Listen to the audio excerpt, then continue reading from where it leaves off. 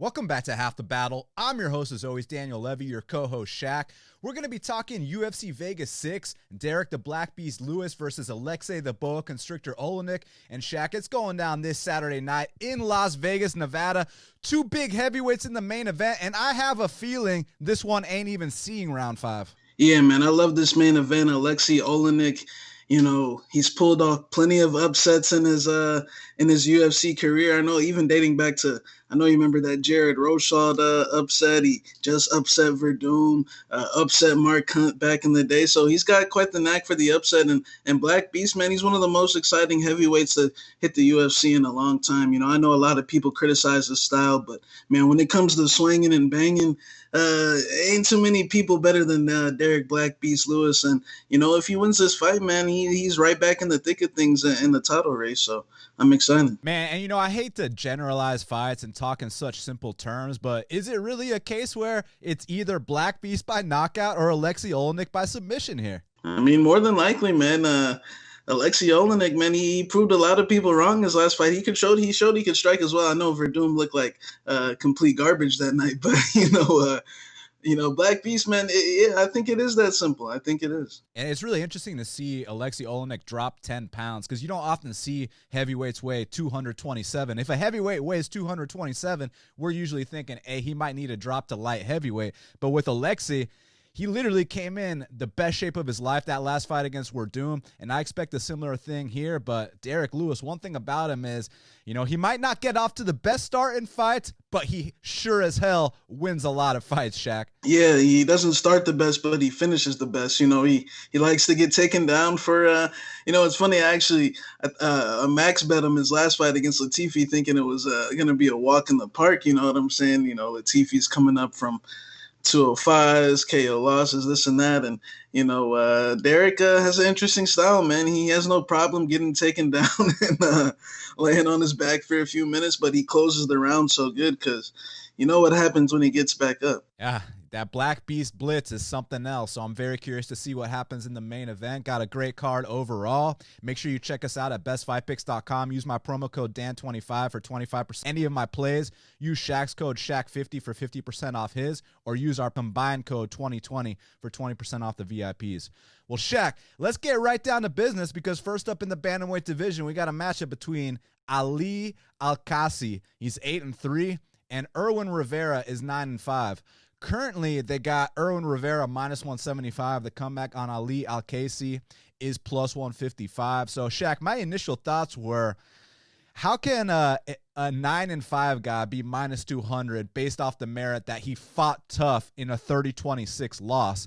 But then I looked up Al-Qaisi and I was like, oh, so that's why Irwin Rivera is favored, because basically, man, Al-Qaisi definitely's got a path to victory here with the wrestling. I mean, he can go out there, get some takedowns, and hopefully hold, top control. And we have seen Irwin Rivera taken down multiple times. But, man, on the feet, he is outgunned to a point. I mean, the guy's completely stiff standing. And it's funny, if you start to throw some kicks on a guy like Al-Qaisi, I mean, he'll drop his hands and try to swat those kicks. He'll try to block him with his hands. Like, that's a big no-no at the UFC level. So I see Irwin Rivera lighting him up for the duration this fight stays standing. It's just that when it hits the mat, what happens after that? Because we have seen Irwin Rivera held down before. So Al-Qaisi's got a path to victory if he can hold him down, if he can get off on that guillotine, which he likes to go for. But, man, in some of these regional fights, he's going out there with guys that are nowhere near UFC level. He pulls guard on that guillotine, and, the opponent starts passing the side control, and Al-Qaisi doesn't even control the body, and he hasn't let go of the guillotine yet either. So he does some shit that's not going to fly at the UFC level. This is the kind of opponent he might be able to beat, but I'm not convinced. I'm actually going to go with the favorite here. I'll go with Irwin Rivera to win a decision.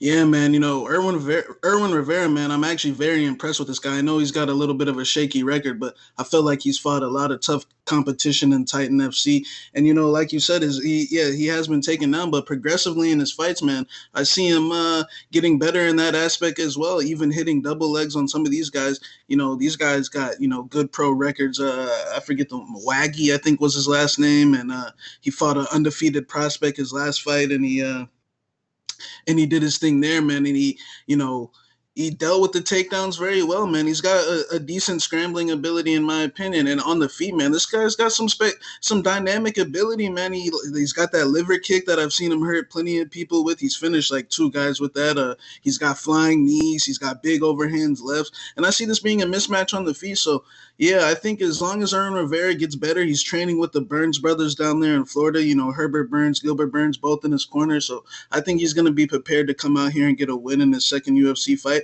And I'm going to say he actually stops this guy, the Jordanian. So I'm going to go with Irwin Rivera. And, you know, we never like to get political on this show, but just shout out to everyone in Beirut, everyone that's dealing with that. Definitely heart goes out to all of y'all. But Shaq, next up in the featherweight division, Yuseff Zalal. He's 9-2, and he's taking on Peter Barrett, who's 11-3. Currently, they got Yuseff Zalal minus 450. The comeback on Peter Barrett is plus 360. So, you know, it's interesting to see this big of a price tag on Yuseff Zalal. I know he's a very hyped prospect right now.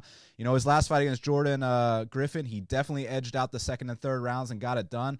And I would personally be, you know, cautious laying minus 450 juice on a kid like Yuseff who's still developing. But I think he's more well-rounded than a guy like Peter Barrett. You know, Barrett reminds me of like a Kyle Bochniak. You know, he's a tough Boston brawler. And the only reason he got signed on Contender Series, Dana literally said, if I don't sign this guy, people from Boston are going to be coming after me. You know, he kind of made a funny joke. You know, he's got a soft spot for the Boston guys, just like we do for the ATL guys. It is what it is. You know, you show some home state or home city pride. I understand. But as far as this matchup is concerned, Yuseff Zalal has him outgunned anywhere the fight takes place. And Peter Barrett's only chance to win is, you know, to kind of turn this into a brawl. And if Yuseff doesn't fight the same, you know, patient and disciplined fight he normally fights, well, then that favors a guy like Peter Barrett. But aside from that, if Yuseff goes out there and mixes all the areas of the game, you know, when Peter's thinking about striking, that's when Yuseff can, you know, go in on that level change. And when Peter's thinking about the level change, that's when Yuseff can strike. If Yuseff does, you know, a smart MMA game,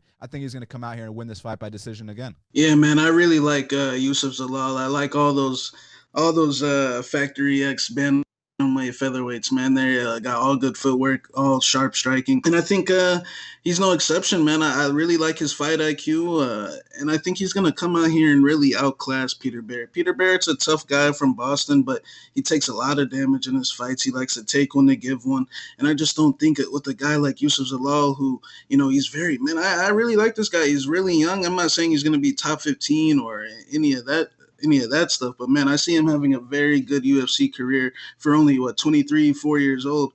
This guy fights very intelligently, and I see him putting it on this guy, and I think the price tag is warranted. Now, next up, also in the featherweight division, we got a matchup between Justin, the Guitar Hero Jaynes, he's 16-4, and Gavin Tucker is 11-1. Is it Gavin Governor Tucker or Gouverneur, like they like to say over there in French Canada? He's 11-1.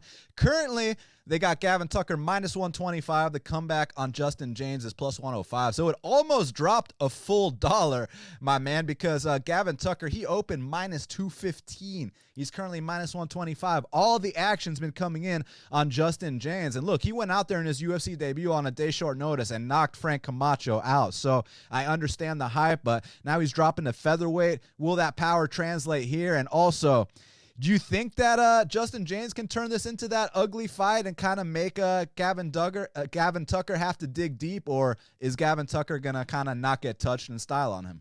Man, it's an interesting fight because I'm not really that high on Tucker. I think he's a little, I don't want to say small for the weight class, but I think a lot of these guys are bigger than him, and Jaynes is coming down from 55, so he's dropping down. So I'm interested to see how Jaynes deals with this weight cut down. Jaynes seems like more of a, honestly, like a Camacho type, tough brawler that's willing to move forward and throw big bombs, but his overall game is a little sloppy. The other details in his game we really haven't seen at this level. So, we really don't have much to go on. He is tough. I know he actually lost to Jakar back in high school state championship wrestling in Michigan. So I know he's a tough guy. Gavin Tucker, he's got some good footwork. Can't lie, a black belt on the mat as well.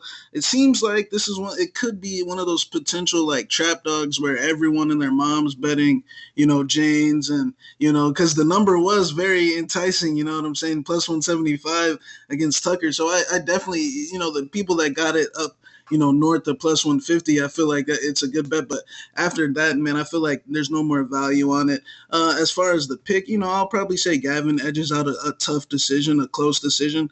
But man, his chin scares me. And sometimes, man, when he gets hit, he has a tendency to like look off in his corner and, kind of, pull these little antics off. But hey, it worked against, Sung Woo Choi. Justin Jaynes, I have a feeling that he might gas out in the late rounds. I just have a suspicion that if the fight, if he can't get a first round knockout, that he might slow down in Gavin's footwork, and then the antics will really start to look good in the second and third. So I'll take him for a 29-28 type of win, but from a betting perspective, I still, even though the line has come down $1, I still don't like Tucker. Yeah, I mean, Shaq, it's a situation where when I saw that plus 170 on Jaynes, I was like, you're telling me I get plus 170 against Gavin Tucker? So I was really intrigued just with that. But then it comes time to watch the tape on Justin Jaynes, and I got to admit, man, I was very underwhelmed with what I saw on tape, because it's like, yeah, if you just look at the record, he's got a bunch of first-round knockouts. It's great to watch. But if you actually take a look at those first-round knockouts, man, those fights are sketchy until the knockouts. And, like, I saw a 2-0 guy go out there and drop him with an uppercut. I saw a 2-0 guy go out there and take his back. And this is recently, man. And I'm just like, okay, so I see why he wasn't initially signed to the UFC. I see why. Look, They needed a Las Vegas native to take the Camacho fight on 24 hours notice because, Frivola's corner man got COVID. So they literally needed someone down the street who was willing to take it. So that's why they called him. They weren't looking to sign this guy anyways. And with Gavin Tucker, it's like, offensively speaking, he's awesome to watch. I like his footwork. I like his volume striking style. I like he's added some wrestling into his game. He's got a black belt in jiu-jitsu. Offensively speaking, I love watching him. It's just not necessarily defensively speaking. It's more so when the going gets tough with a guy like Gavin Tucker. Not that I question his heart, but I kind of question, his ability to push when things get tough. You know what I mean? Because he's not going to just cover up and, let the ref come in and stop the fight or anything like that. But more so, he'll stop fighting when adversity presents itself. And, I'm just worried that, if he blows his load, that a guy like, Justin Jaynes can potentially take over late. But also, your suspicion is that Jaynes might gas out late. So it's an interesting fight, but I got to lean with Gavin Tucker here, man. I think he's a cleaner fighter all across the board. And as long as he doesn't get touched with something game-changing, he should win. But he might get touched with something game-changing. Gavin Tucker is a very sketchy guy to bet chalk on, in my personal opinion. But I still think he's a better fighter than Justin Jaynes, so I'll pick him here. Now, next up in the middleweight division, we got a matchup between Andrew Sanchez, he's 11-5, and Wellington Turman is 16-3. Currently, they got Wellington Turman minus 155. The comeback on Andrew Sanchez is plus 135. Well, Shaq, you got the jiu-jitsu black belt versus the taekwondo black belt with the wrestling background. Who you got here? Yeah, man, this is a good fight because Sanchez actually has got some good jiu-jitsu credentials as well, man. So. Wellington Turman, he's young, 22, 23 years old, had two good fights with Roberson and Maluco Perez. And, man, I think he's got a bright future. But I definitely feel like Sanchez is his toughest test. Since Roberson, obviously, I feel like Sanchez, man, I will say, like, although he kind of doesn't have a good rep, I don't think he's as bad as he's perceived as. I feel like I don't want to say underrated, but I feel like he's a tough guy, man. I feel like, he proved himself against Beneil, who, I know Beneil doesn't have the best record, but he's decent, and he bombed off on Sanchez, and Sanchez was able to, maintain his composure, which that wasn't something he could do in the past. And he was able to seal out that win, and he did a somewhat similar thing to Marcus Perez. I feel like Wellington Turman has showed pretty much in these two fights that, when he fought the striker, he tried to take him down. And when he fought another black belt, he was able to just bully him and push him back and outstrike him. Do I think Wellington Turman can strike with some other guys? No, I think Wellington Turman, I think he's good, but I feel like, to call him the next big thing at middleweight is a little bit of a stretch. I think he's going to edge out this fight. I just think he's a little bit more aggressive, a little bit more hungrier, but I don't think he really has like a too big of an advantage in any aspect of the game. I feel like although Sanchez really might not be spectacular, I feel like he's just, good wrestler, hard to I don't see Wellington being able to take his back and do all these things.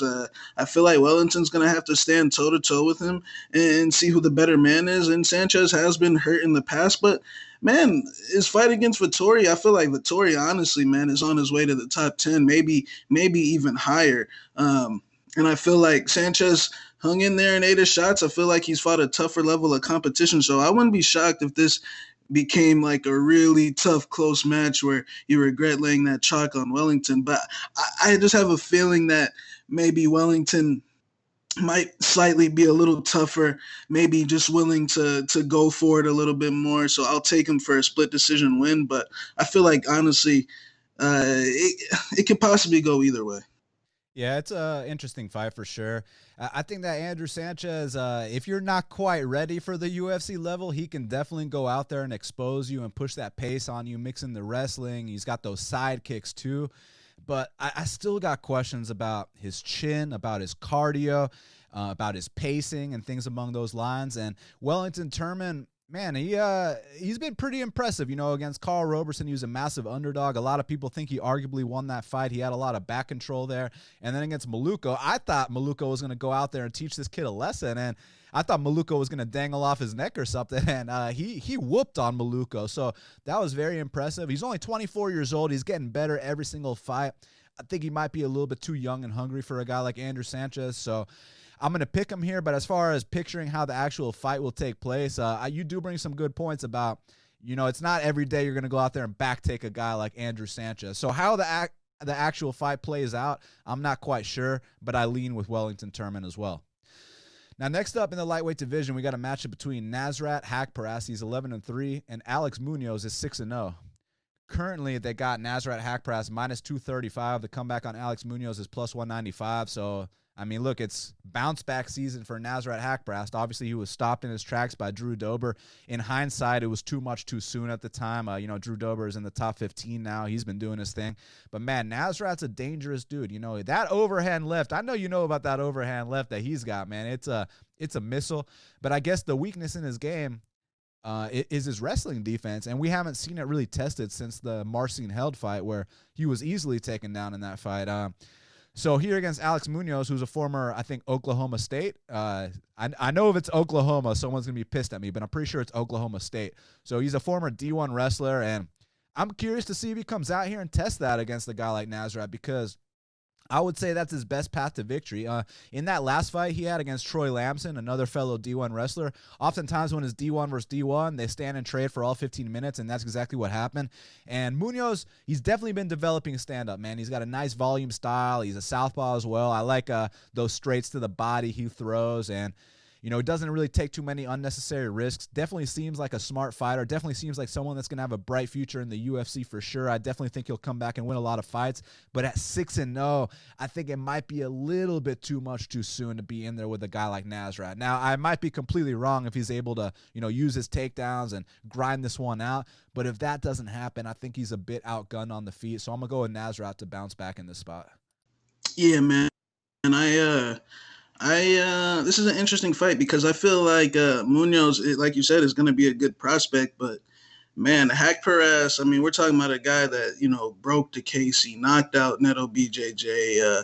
And his fight with Dober, man, I wouldn't just jump off the train. Yeah, man, Dober's doing his thing. I feel like it was one of those cases where Dober at some point I even said it prior to that fight, that at some point Dober's going to get rewarded for his hard work. And that's exactly what's been going on. So Nasrat, man, I feel like this kid's got a really bright future. And yes, his wrestling hasn't been tested, but honestly, I feel like it's a little different style. I feel like Held although, we like to make fun of him and all this shit, I feel like Held is a tough matchup, man. He's a specialist with the submissions. If he gets on top of you, and Nasrat was a short notice fight, super young, so I really don't fault him in that. And I feel like his wrestling has gotten better because every time Mark Qaisi shot on him, it was stuffed off easily, and just his rhythm, his flow on that feet, the way his timing with that overhand left, to be making your debut against that is a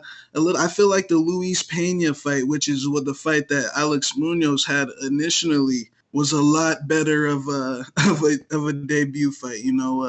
I feel like this was honestly kind of, that fight fell through. He pulled out of that one. Nasrat was available, and now I honestly feel like he's swimming in with some big sharks that he's not ready for. And Alex Munoz, like you said, he's a big-time college wrestler. He's actually the wrestling coach at Team Alpha Male. It's just that in his fights, from what I've seen, he's really only got two real fights, Nick Newell and Troy Lamson. And he kind of hasn't really been the most active. He's been pro for a decent while, and he's only got 6 fights.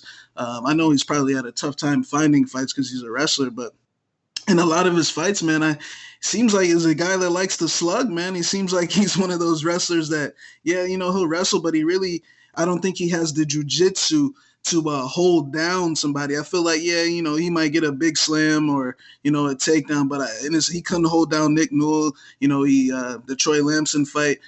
Troy Lamson, I think he's a good fighter, but he seems a little bit like, I don't know. The 2 fights I've seen Troy Lamson, and every time he got hit, he just completely. You saw what Jesse Ronson did to him. You know what I'm saying? But I just feel like Nasrat is just much more experienced, hungry as hell coming off this loss to Dober, and I feel like this is honestly like a perfect.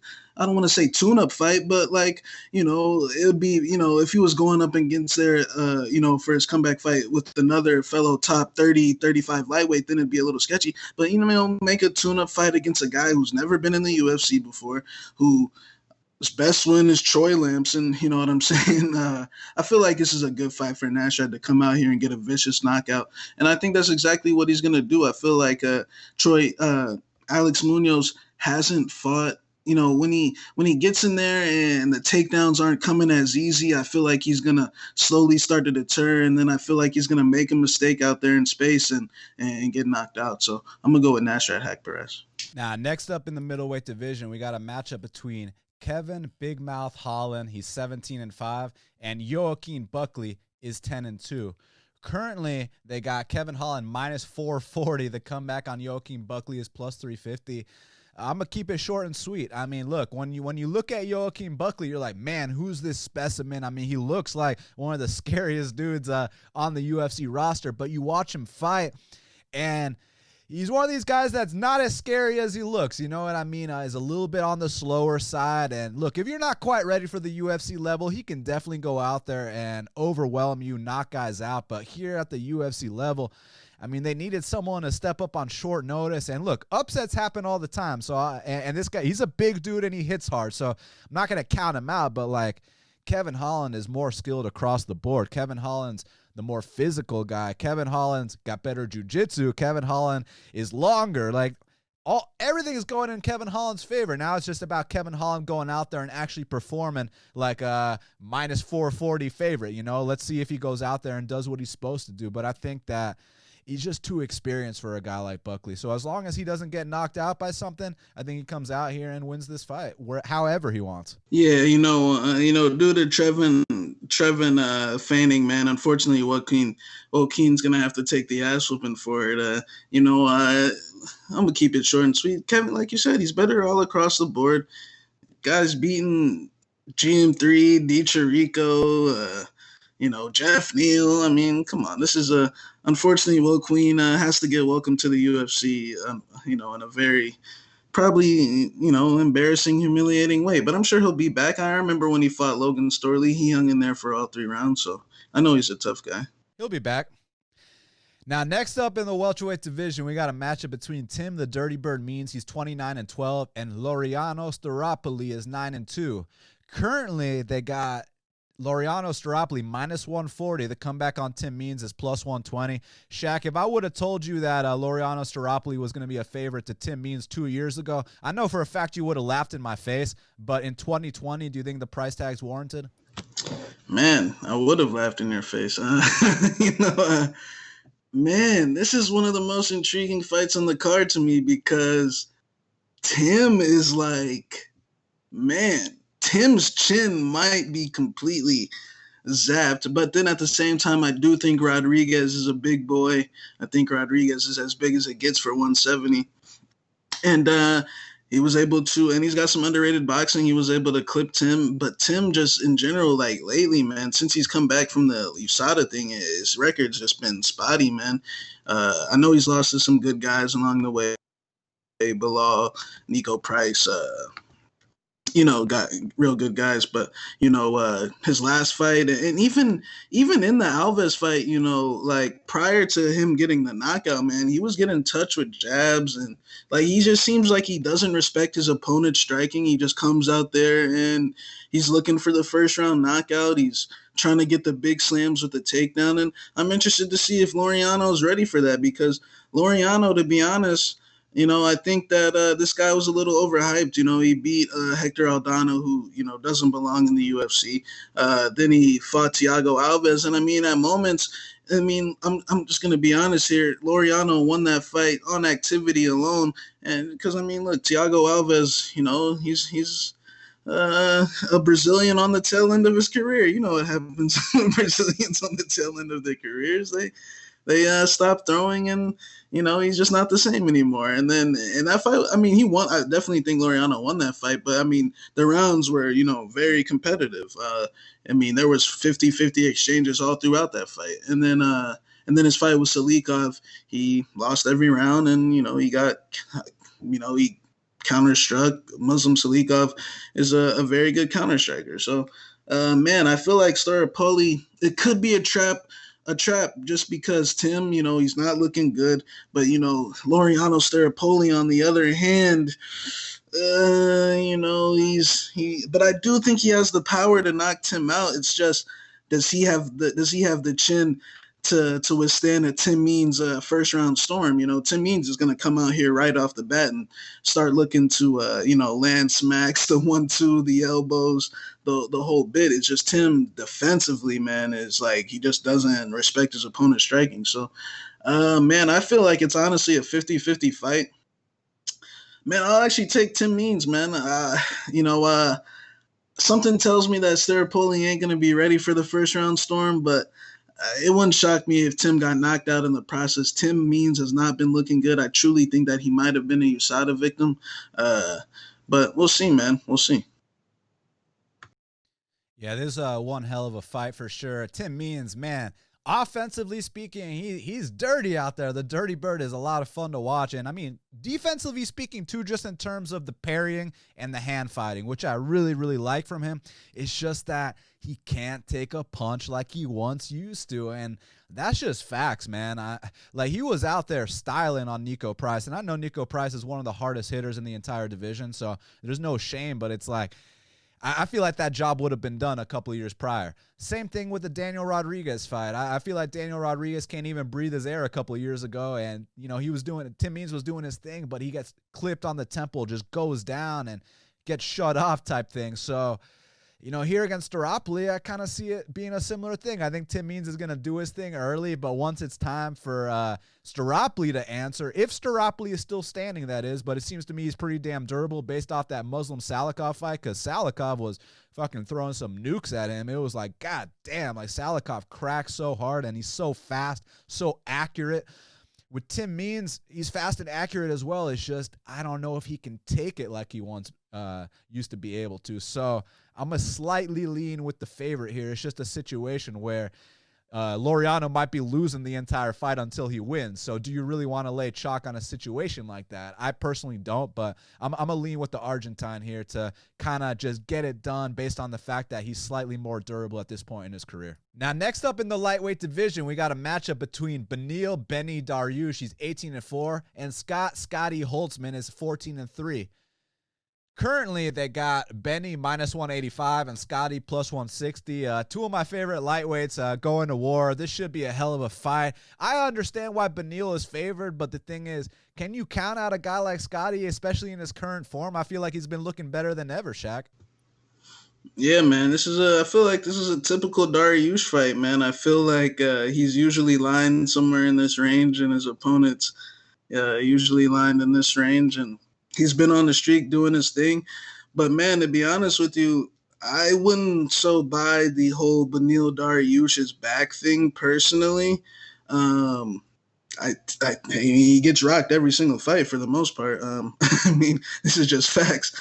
But yeah, man, his black belt is top notch, and he's got that advantage going for him once again in this fight, man. There's no guarantee that if he gets on top of Scott Holtzman, that Scott Holtzman is going to be able to get out of it. I know Jakar Close was able to get out of it, but we've seen Scott Holtzman in the past struggle with wrestlers. But then at the same time, one thing I've noticed is Scott Holtzman does very fucking good against lefty strikers, man. Like he usually comes out against the lefties and he throws the inside low kicks, and he usually gets them to overextend on that left, and then he starts landing those big hot sauce bombs, man. So man, I feel like this is a good fight. I feel like Dariush is the better fighter, and he definitely has the big edge with the grappling, and he comes out here and looks to execute in that realm once again. But the Dariush, man, I feel like he's one of these fighters that have these similar scenarios, as in, what if he takes Holtzman's back the whole first round and, okay, he doesn't get the sub and they come out the second? I know that was a scenario in his last fight with Close, but man, it keeps like, it happens a lot. It happened against Dober. It happened against, and I'm wondering, can he keep his calm again and pull out another submission win, man? So I'm interested. From a betting perspective, I still think it's dogger pass, but I'll take Dariush for the win. I think I'm just Holtzman, the Nick Lentz fight, there were so many positions where, you could see someone like Dariush taking his back. Even in the Jim Miller fight, there was plenty of times where he put himself in spots where you already know Dariush would get those hooks in. So, I'm sure Dariush is looking to get that sub, but man, from a betting perspective, Dariush gets rocked in pretty much almost every fight. So I'd be careful. Yeah, this is an interesting fight for sure, especially when Benny is almost 2-1 in this spot. So I feel like it's a situation where, Benny's the better fighter across the board skills-wise. It's just that there's a lot of intangibles that Scotty brings to the table for sure. For example, the cardio.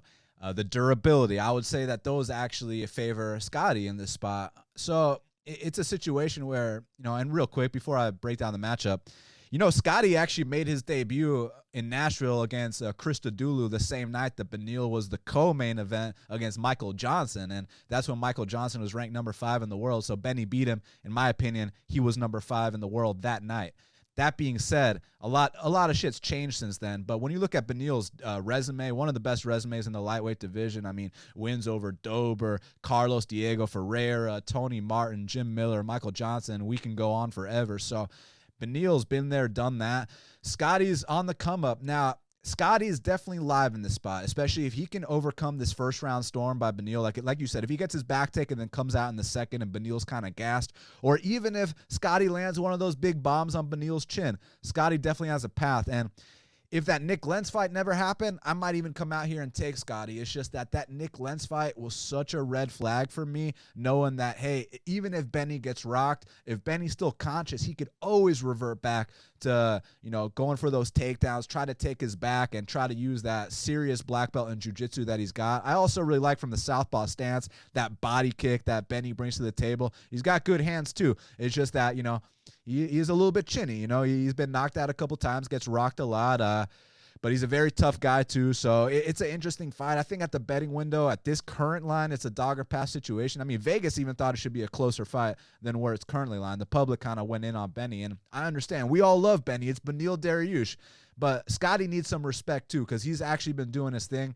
And compared to the recent guys that Beneil's fight, compared to the recent guys that Beneil's fight, I'm not talking about like Dober or anything, but like Frank Camacho and shit like that, and Thiago Moises, I feel like Scotty's way better than those guys. So Scotty might actually come out here and put up a serious fight. And if Benny doesn't get an early finish, I see this being a sweat for sure. But I still lean with Beneil because I think overall he's the more skilled guy. But I'm not sleeping on Scotty either. So I'm going to go with Beneil. Let's see what happens. Now, next up in the bantamweight division, we got a matchup between Yana Kunitskaya, she's 12-5, and Julija Stoliarenko is 9-3. Currently, they got Yana Kunitskaya -230. The comeback on Julija Stoliarenko is +190. Shaq, you trying to lay some serious chalk on Yana Kunitskaya versus armbar specialist? I mean, and she's definitely my pick to win this fight. I mean, Julia, man, I think she needs a lot of work. I mean, you know, on tough, man, where she was pulling guard and like getting her head completely smashed on, and she was able to still pull out the armbar win. It's just, this guy is a different level, man. Maybe that happened to somebody else, but man, Kunitskaya, I'm not high on either. I think Kunitskaya is scared to get hit. I think she's actually really chinny. She just got knocked out. She got dropped from a punch, but then grounded, pounded. But she got dropped from punches from Aspen Ladd, you know.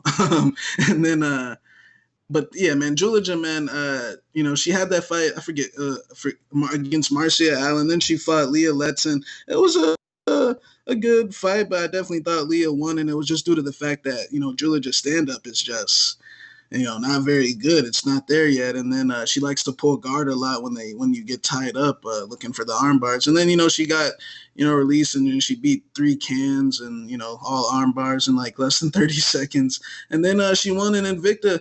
You know, I definitely see some improvement in that fight. You know, her stand-up looked a little better. Just, I don't think she's good enough to beat Kunitskaya. So I got to go with Kunitskaya just by, you know, being the vet here, clinching her up. Kunitskaya is a decent point fighter, but she's scared to get hit. But I think she'll be fine in this matchup, so I'll go with Yana by decision. Yeah, look, Yana is an interesting fighter. She's definitely come a long way compared to her Invicta days, that's for sure. And, you know, she's really big for the weight class. She's fun to watch. With Julija Stoliarenko, I kind of feel like Julija is a bit outgunned here, except in one spot, which is obviously that arm bar, which, you know, this girl is known for going out there and getting a bunch of first-round arm bars, and I could totally see something like that happening to Yana Kunitskaya. I mean, I've seen Yana Kunitskaya get submitted in the first round before. You know, she even went out there. Yana Kunitskaya beat Tanya Evinger, and then they rematch, and she gets subbed in the first round, and I've seen her subbed a couple other times too. Man, I feel like Yana's probably going to beat her up a little bit, but might get carried away. And I'm actually going to go with the upset. I think that Julija Stoliarenko gets a fluke armbar. It's not really a fluke because she's got 1 million of them on her record, but somewhere along the way, she's going to get this armbar. She's going to pull guard and get it. So, yeah, I think Yana's the better fighter, but I think she's getting submitted here. So I'm going to go with Julija Stoliarenko for the upset. Now, next up in the middleweight division, we got a matchup between Darren the Dentist Stewart, he's 11-5, and Maki Coconut Bombs Pitolo is 13-5. Currently, they got Darren Stewart -155. The comeback on Maki Pitolo is +135. Shaq, this is interesting because I feel like Maki Pitolo is a completely different human being and fighter at 185 pounds than he is at 170. I feel like it's a night and day difference. And with some of these fighters, they're so stubborn. They're too tough for their own good. Sometimes they don't have the right people around them. So, you know, when this guy's, you know, walking around at 215 pounds, he's trying to cut to 170. That's a 45-pound weight cut, Shaq. And, I mean, you see that fight against Callan Potter. The guy can barely move. The guy can barely think. He can barely fight. And then you hear the story about how he was supposed to fight Takashi Sato at 170 pounds too, and, you know, UFC staff intervened. They saw him dying in the sauna. They're like, hey, Maki, let's get you to the hospital. Let's put some fluids in you, buddy. And Maki, he's so tough. He's such a Hawaiian warrior. He gets to the hospital. He's like, no, I don't want the IVs. I still want to weigh in. And they're like, nah, Maki, come back to fight another time, kid. So I think after that he realized, hey, I need to go up to 85s, and he's undefeated at 85s. He won on Contender Series at 85s, and I feel like Maki Pitolo is a skilled guy. It's just that these weight cuts have been really, you know, damaging him, man. Like, a lot of times at 70, you know, he'd be winning these fights, and then he'd just go out there and get knocked out viciously. Like, he's got some brutal knockout losses, but again, they're all at 170 pounds. I feel like he performs a lot better at 85s. And here with Dentist Stewart, with Darren Stewart, he's an interesting cat because he kind of is one of these guys that will kind of be losing a fight and then will just touch you with something violent and get you out of there. I feel like he's got some serious knockout power. That's one thing I've said about Darren Stewart his entire career is that you have to be careful the entire time you're fighting him because he can just crack you with one elbow to the temple, with one straight right, and he can end a fight. The thing here is that I feel like Maki Pitolo's durability is way better at 85 than it is at 70s. I mean, look, watch that Callan Potter fight and then immediately watch that Charles Byrd fight. Look at the difference in how he moves. And before someone says, oh, it's just Charles Byrd, yeah, it's the same Charles Byrd that won 8 minutes against Darren Stewart before he got caught, whereas Maki Pitolo, I feel like he won the majority of that fight. So I like what I'm seeing from Maki Pitolo. It's a situation here where I think Maki Pitolo is the better fighter across the board. I mean, I've seen Maki Pitolo even wrestle in fights on the regional scene before, and the coconut bombs are, which, you know, also known as multi-strike combinations. I really like how they look at 85s. At 70 against Potter, it kind of looked like, oh my God, this is not gonna pan out well. But on Contender Series and in that 85 fight against Byrd, I like what he does, man. He kind of goes off speed, and then fastball. You know, like he'll go off speed up top to get you blocking, and then he'll go fastball to the body. You know, like a 20% shot up top, then a 90% shot to the body. I like that off speed. I like how he mixes it up a lot. I think he's got what it takes to come out here and beat Darren Stewart. I think he is better than Darren Stewart. It's just that you got to understand here that there's a chance Maki Pitolo can get knocked out because Darren Stewart can knock out any man that he fights with. It's just that Darren Stewart doesn't have much urgency. Darren Stewart can't wrestle to save his life. So there's a lot going against Darren Stewart. Look, if Maki was the favorite here, then it's a different story. But as an underdog, when I think he's the better fighter across the board, it's just a matter of do not get knocked out and you win this fight. So I'm going with Maki Coconut Bombs Pitolo to extend his win streak to 2 here in the 85 division. Yeah, man, I feel like Stewart's one of these guys that, he kind of doesn't take things seriously. I follow the guy on IG and he likes to, post memes and he likes to play around. But yeah, man, he's a good athlete, strong, powerful, agile. I think that he's, more of a fast twitch athlete than Maki Pitolo. It's Maki Pitolo, man. He's got a secret weapon in his back pocket in this fight, and that's the wrestling. When we know that Darren Stewart has struggled with the wrestling, he struggled his last fight. Now I'm not going to knock him because we know that Bartos, he's that's what he does. He comes out there and he likes to to lay on guys, and that's exactly what happened with Stewart. And Stewart, he got taken down by Win. It was just that Win, after Win wrestles, man, he's got no cardio to strike, and then he becomes a punching bag, man. His body's too tiny. And Stewart did his thing, but I can only put so much stock into that win. And Maki cleaned up on Charles Byrd, and Charles Byrd retired after that fight. So props to Maki for retiring him. But I definitely think that at 185s, like you said, he's a different fighter. Obviously undefeated at 185s, and man, I just think Maki's rough, man. Like Maki's I really don't have many bad things to say about him besides his chin. That's pretty much it. And I feel like that's honestly a good thing, man. In terms of I feel like he throws more volume than Stewart. I know he can wrestle better than Stewart. I feel like he's a little rougher than Stewart. I feel like he's willing to, get down in there dirty and really, do what it takes to win this fight more than Stewart. It's just that there is a good chance that Stewart cracks him at some point, and we're going to see what happens. But, man, I've seen Maki take some good shots. He took some shots in the Charles Byrd fight, and he seemed no problem. It just seems like his spirits is a lot better. And it just, like you said, the Callan Potter fight, that's kind of like he was trying to throw punches, but his shoulders just weren't, they weren't flowing. I just feel like, man, he probably was cutting too much weight to go down to 170s. So, man, yeah, I'm going to take him for the win as well. I think he's just a little rougher. I think he throws more, better wrestling, just more ways to win this fight, just better in more aspects. But Stewart does have the power thing going for him. But at the same time, I think Stewart's overall technical boxing and technical striking is a little bit overrated. I feel like he's a guy that, when we really look at it, he knocked out Eric Spicely. Oh my God. He beat and he was able to capitalize on Charles Byrd, man. and he beat Bavon Lewis, who we know as well, in a very lackluster fight. So and Duran win. And a 5'6" guy. So, so his resume is a little bit inflated. He's very lucky that he didn't fight my boy Marvin, because I think we know what would have happened there. Oh man, looking back on that, we were getting a steal on Marvin in that fight, but yeah. Co-main event of the evening in the middleweight division, we got the return of the former champion Chris Weidman. He's 14-5, and Omari Akhmedov is 20-4. Currently, they got Chris Weidman minus 140. The comeback on Omari Akhmedov is plus 120. Well, Shaq, is interesting because Omari opened minus 150. Now you're seeing a minus 140 on Weidman. So all the public actions coming in on Weidman, and there's a lot to say about this fight. Firstly, let's just state the facts. This is the first non-top 10 fighter that Weidman's fought in a very long time. So let's state another fact. Weidman's been knocked out in 5 of his last 6. Another fact, Omari Akhmedov is known for gassing later in rounds. And then also, I want to say this.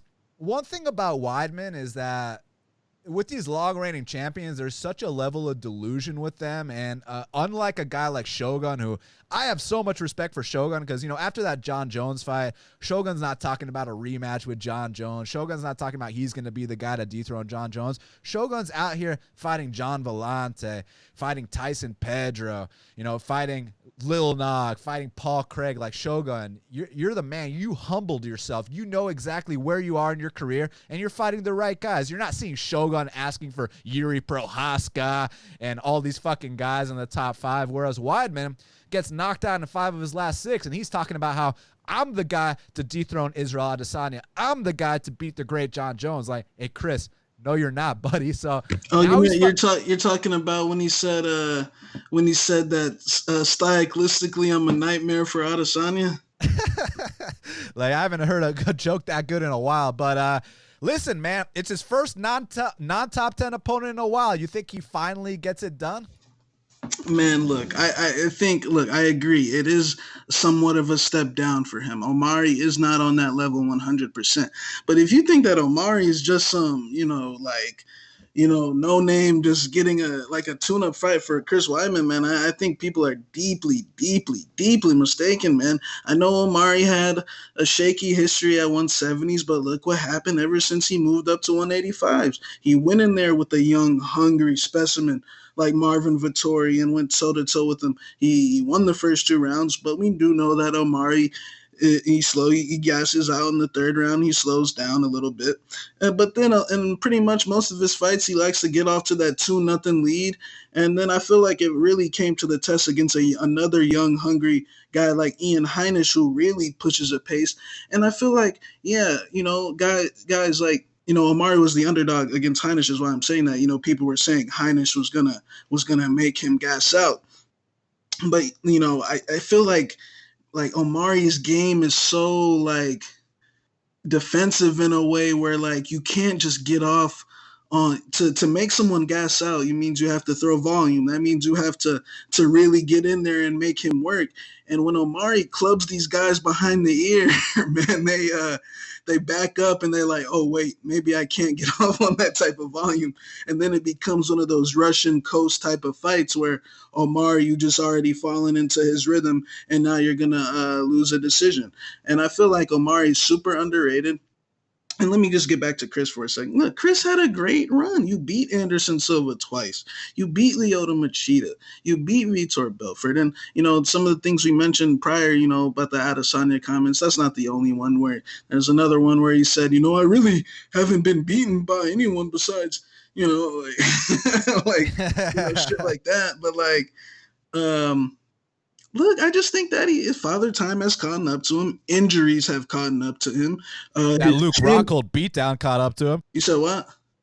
That Luke Rockhold beatdown caught up to him. What about the vicious things have happened to you, Chris? Did you not see the Jacare fight? You got hit on the forehead and you went out limp. Like it's time to hang him up, bro. And and I just think that he's a little bit, I don't want to say in over his head, because I see this probably going 3 rounds. It's just, it could have went a lot better. So as far as I see the matchup, like Chris, I feel like Chris's gas tank is a little sketch. I feel like Chris, like y'all talking about Omari's gas tank. I feel like Chris. Did you see the Gegard Mousasi fight, which was years ago? Like I saw a guy that was out there huffing and puffing, gasping for air. Then we tune into we go into the Jacare fight. It's 1-1 going into the third round. Seems like Weidman might be able to, pick up momentum. But what happened the second Jacare really wanted to put that pressure on him, man? He was able to bully him.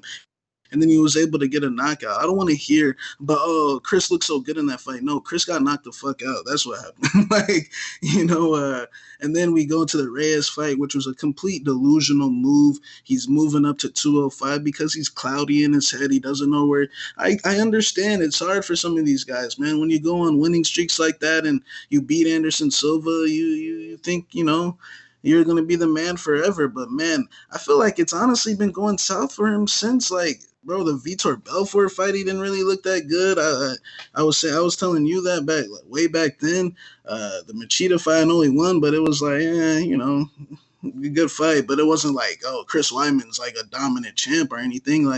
And then he fought Luke Rockhold, and the rest was history, man. I feel like Omari Akhmedov, he might not have the most entertaining game, but I feel like he's gonna come out here, do enough to I don't want to say ragdoll Chris, but just push him around. Like if Chris gets close to him, I feel like when Omari clubs him, around them ears, that Chris is really gonna feel it. Not necessarily get knocked out, but it will slow his movement forward. And I feel like Omari can move forward, make Chris fall into that Russian coast pace, and just outstrike Chris. And I'm not even going to – I know Chris is a D1 wrestler, but don't sleep on Omari's wrestling either, man. Omari's got good double legs. I don't see Chris getting any takedowns in this fight. It's going to come down to Omari winning them first 2 rounds. And even in the third round, man, I know Omari usually loses, but those are the young, hungry guys, man. I don't think Chris is that guy. I feel like Chris is more of a, tail end of the career, washed-up guy that kind of slows down himself, man. So I'm going to go with Omari Akhmedov. I think he's going to land the harder shots throughout the 3 rounds, stuff his takedowns, take the better shots throughout the fight as well, and get his hand raised and get the biggest win of his career. Yeah, look, man, there's a lot of things to talk about, and I'm not going to throw out any accusations. I only want to speak factually, because these are facts, what I'm about to say. Pre-USADA, Chris Weidman was 13-0. Since USADA, Chris Weidman is 1-5 with 5 knockout losses. He's been dropped in 6 consecutive fights. So take that for what you will. Now, this whole thing, because I've been hearing Omari doesn't really have the knockout power to put him out. Let's examine if that's really true. Tell me what Marvin Vettori's known for. He's known for being able to take the hardest shot that anyone brings to the table and keep going forward. You remember Izzy Adesanya calling this guy a blockhead because you hit Marvin Vettori with the hardest shot and it hurts you more than it hurts him. Tell me what Zach Cummings has been known for his entire career. Has Zach Cummings ever been known for his speed or athleticism or any shit like that? No, Zach Cummings always been known for being that tough dude that can eat anyone's shots and keep going forward. You remember that Santiago Ponzinibbio fight where Santiago Ponzinibbio knocks every single person out with these shots, but Zach Cummings eats them no problem? Well, that's probably why Zach didn't get knocked out against Omari. Tell me what Ian Heinisch is known for. Ian Heinisch is known for being a durable, exciting guy that's going to go forward the entire time, a cardio machine. So, yeah, no shit he didn't knock those guys out. Like, duh. But here, he's not fighting a durable guy. Here, he's fighting a chinny guy. And I'll tell you this, because this whole Omari gasses out in round 3 thing, yeah, it used to really be the case at 70s and maybe slightly the case at 85, but not as much. I remember in the 3rd round against Heinisch, some of those left hooks, he wobbled Heinisch. Some of those left hooks made Heinisch be like, oh, shit, this guy can crack. And I'll tell you right now, he hits Chris Weidman with one of those, and the fight might be over shortly after. And I want to tell you this, too, this whole thing, because I'm glad you brought it up because I almost forgot. Chris is not just delusional in saying he's going to beat John Jones and Izzy Adesanya. It's also delusional in saying, I was winning those fights, and then I just got caught. You remember when Chuck Liddell used to get knocked out every single fight towards the end of his career, and it was never any kind of accountability, never accepted any kind of responsibility. It was always, oh, I just got caught. You know what I mean? It's like, so he's trying to tell me with a straight face he just got caught in the Jacare fight when the reality is you won the 1st round, You started to break in the second round, and you got knocked out in the third. And what happened against Yoel Romero? You won the first round. Yoel's a guy that takes off rounds historically in many fights. You won the first round, you lost the second, and you got viciously knocked out in the third. How is that? I was winning, and then I just got caught. Don't even try me on that bullshit. So, yeah, this is a step down, but it's like Chris is damaged goods at this point, and it could be a close fight, but I'm going to lean with the underdog here. I think he's got the upside, and people are trying to say this is the UFC, giving Chris a tune-up fight. I view it as this is the UFC rewarding Omari for all his years of hard work. Omari's he's been in the company since 2012, 2013. He's only pulled out a one fight ever, and it was against CB Dalloway. They called Omari up, and they were like, Omari, pick one from the top 10. Which one? And he picked the easiest one. So, like. Omari's pulled out a one fight in like 7 years, and it was the CB Dalloway fight. So Omari must have been really injured if he pulled out of a fight like that. The reason I'm bringing that shit up is because Omari is a guy that you give him the call, he's showing up, he's making weight, he's going out there. Omari's a warrior, man. You remember that fight with Elizu back in the day? I know he lost, but like he'll bang, man. He's a guy that's going to go out there and fight every single time. That's why the UFC is like, hey, you've been paying your dues. Here's Chris Weidman. Go ahead. Take care of business, enter the top 10. I think that's exactly what's going to happen. I got Omari Akhmedov via left hook knockout here. Main event of the evening in the heavyweight division, we got a matchup between Derrick the Black Beast Lewis, he's 23-7, and Aleksei the Boa Constrictor Oleinik is 59-13. So if he wins this fight, this will be his 60th career win. Holy shit. Currently, they got Derrick Lewis minus 200. The comeback on Aleksei Oleinik is plus 170. I guess the big question is, despite who you lean, are you willing to pay 2-1 on a guy who's mostly known for the comebacks? Man, that's a good question because, man, like Derrick Lewis's takedown defense really, really worries me, and I don't see how it couldn't. Now, the ability to actually submit him seems a little bit hard, man. It seems like he like when he gets down, it seems like he gets very defensive, and it seems like he can he knows what he doing defensively in terms of not getting submitted. It's just that when you got a guy who's got how many submissions, like freaking 40 something, like a lot. It's tough to lay chalk on, man, because we've seen him pull off Ezekiel's, we've seen him pull off Scarfolds, we've seen 46 submissions. 46. We've seen him pull off the rare submissions, and even on the feet. Although his striking is ugly, and more than likely if he tries to do that with Lewis, but man, he's got a good way to like get guys up on the fence, get them in that Ezekiel position, like how he kind of did to Junior Albini, and man, if he gets on your back, we saw that against Mark Hunt, he can get that submission, man. So I do feel like Aleksei is slightly being underestimated in the spot. It's just I have a hard time believing that, when Black Beast does hit his face, that he's not going to get knocked out, just because Black Beast is a different level of power, in my opinion. And we've seen fights where Oleinik, when he's not getting his way, he'll kind of go on what I like to call a mini suicide mission and really start to check out, in a sense, man, because he kind of checked out against Blade. I know those are top guys, but Blades, Overeem, I mean, I don't those are somewhat stunts in my opinion. So, I'm going to take Lewis for a win, but like, I think it's going to be a big comeback win, man. I think he's going to lose like the first 2 rounds, and then I think he's going to get dominated the first 2 rounds. And then maybe come back, somewhere 3rd, 4th round and get a knockout. But, man, it's a dog or pass situation for me, man. Yeah, I mean, I kind of view this similarly to the Beneil fight. Like, I would just either take the dog or just, sit back and enjoy the fight, even though I do lean the favorite here. But, like, there's no denying that Aleksei takes him down. There's definitely a chance Aleksei can go out there, take his back, and choke him out. He's definitely got the skill to do that. Black Beast can easily be taken down. It's just also, on the flip side, it's like when Derrick does the signature Black Beast blitz, and you know what I'm talking about, Shaq. When he starts turning up and he decides to let it go, can Aleksei take that? Because, Walt Harris did something similar, and Aleksei went down right away. So I would not be surprised to see Aleksei go down. And also, I want to say this. I feel like even though Black Beast might get an early knockout, I feel like the later rounds favor Black Beast because Aleksei, even though Black Beast is known for slowing down, I feel like Aleksei slows down more because he goes so damn hard and he empties the clip, man, and then he's got nothing left. He'll just cover up and let the ref intervene. So Alexi's got, a nice little 7 to 10 minute window to get this sub, and if that doesn't happen, I see Black Beast coming out here, getting off on that Black Beast blitz and knocking him out. So I'm going to go with Lewis to get the knockout win. Well, Shaq, now we got to talk about the fight to watch and the fighter to watch. So what is the fight to watch for UFC on ESPN Plus 32? My fight to watch is going to be Beneil Dariush versus Hot Sauce, man. I feel like Hot Sauce, if he gets this win, he's probably in the top 15. And Dariush, if he, gets another win, it will be, 5 in a row? 6?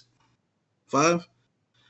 Yeah, so, I think he should be in line for a big fight if he gets this, and it'll be pretty remarkable because a couple of years ago, man, I thought Beneil Dariush was completely done for. So that'll be a nice comeback. Yeah, I mean, anytime Benny is on the card, it's always one of the fights to watch, especially with a dance partner like Scotty Holtzman. Serious fight. For me, my fight to watch is Coconut Bombs versus the Dentist. I have a feeling that if Maki doesn't decide to wrestle, it's going to be a stand and bang war until one man falls. And just regardless, both these guys are very exciting to watch for the most part. So I feel like, the majority of their wins are finishes. Maki Pitolo versus Darren Stewart's my fight to watch. Well, Shaq, who is your fighter to watch for UFC Vegas 6? My fighter to watch is going to be Omari Akhmedov, man. I feel like on Saturday night, he's going to show everyone who the real Russian gangster is, man. I feel like he's going to come out here and do his thing. And Chris Weidman, man, that's a big name to have on your resume. I know everyone in Russia knows who Chris Weidman is, and I'm sure everyone back in Dagestan's watching. And man, he's under the radar, man. Had a very good run at 185s. He goes about his business real quietly. He doesn't really talk much, but man, he comes in here and gets a win over Chris Weidman. Now everyone knows your name. So Omari Akhmedov is my fighter to watch. Yeah, huge opportunity for Akhmedov. Definitely one of the guys to watch. For me, my fighter to watch is Nasrat Haqparast. Look, this is a huge fight for him. I mean, just think about this for a second, Shaq. Do you remember the hype Nasrat had going into the Drew Dober fight? I think it was like a minus 270 to minus 330 favorite against Dober, and people are already, rushing to anoint him a future world champion. Do you know what that would do to his stock if Alex Munoz came out here and grapple fucked him for 3 rounds and showed off that Oklahoma State D1 wrestling and handed him another loss? That would completely derail him to a point where it would take a couple of years for him to get back the hype he once had. So this fight is huge for Nasrat Haqparast because I feel like he comes out here and gets a knockout win over Munoz. Then all of a sudden it's like, hey, no big deal. You lost to Dober. He's in the top 15. Keep moving along. But if he loses, it's such a huge setback. So this fight is massive for Nasrat Haqparast, his comeback fight. And for that reason, that is my fight to watch. Well, Shaq, we did it. It's going down this Saturday night in Las Vegas at the Apex. And real quick, before I tell them where to follow us, shout out to the 2 NFC champs that just got signed to the UFC. Cody Durden went out there, did his thing, got the draw as a plus 280 dog against the very tough Chris Gutierrez. And our good friend, Jared Nitrain Gooden got signed to the UFC. He's fighting Dwight Grant August 22nd. So don't sleep on that Georgia talent. We've been doing our thing down here in the Southeast. The NFC is bringing up great prospects, and there's more to come. So keep your eye out for them. Well, thank you guys again for checking out Half the Battle. Make sure you follow Shaq at MMA Genius 05. Follow me at Best Fight Picks. Go to bestfightpicks.com for our plays. Subscribe to Half the Battle on iTunes, SoundCloud, YouTube, Stitcher, Spotify. All the places where we are available. We'll be back next week as usual. And until the next time, let's cash these bets.